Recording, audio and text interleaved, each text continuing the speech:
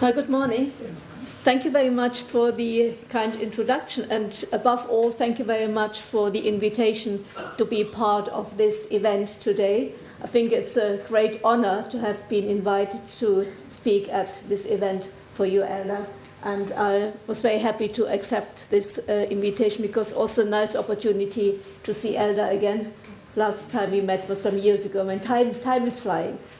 I retired 2 years ago, and I can assure you, so it's nice. So some of the chores are no longer there, but you can also have the leisure to continue with the research and meet people at conferences. So the good things will carry on, and other good things will come, and the less good things will disappear. Or you have the pleasure to say no to things you don't want to do anymore. The topic of the conference, Discourse, Pragmatics, Translation, covers very well the area of research which Elder has been involved in. And my own field is translation and interpreting, which are also seen as social activities. And as social activities, translating, interpreting always takes place in the social context, and contexts are also marked by positions of power.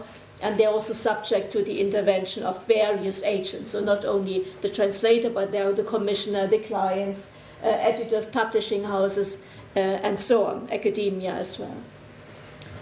So I personally was very much inspired by Elder's work on positioning in media dialogue. So this monograph she published in 2008, where she talked about positioning that in dialogue, in dialogic interaction, interactional and social roles and identities are established.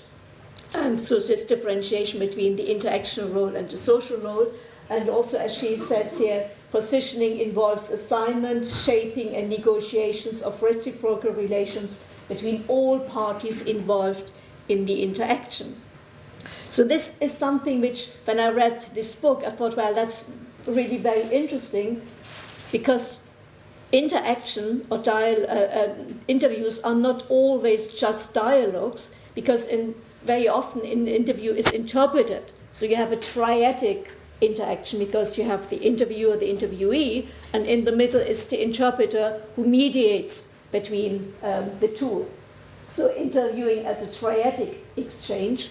And examples I've looked at were also kind of political interviews and also political press conferences, which very often are also mediated by interpreters. So at the international state visit, for example, the politicians give a press conference at the end,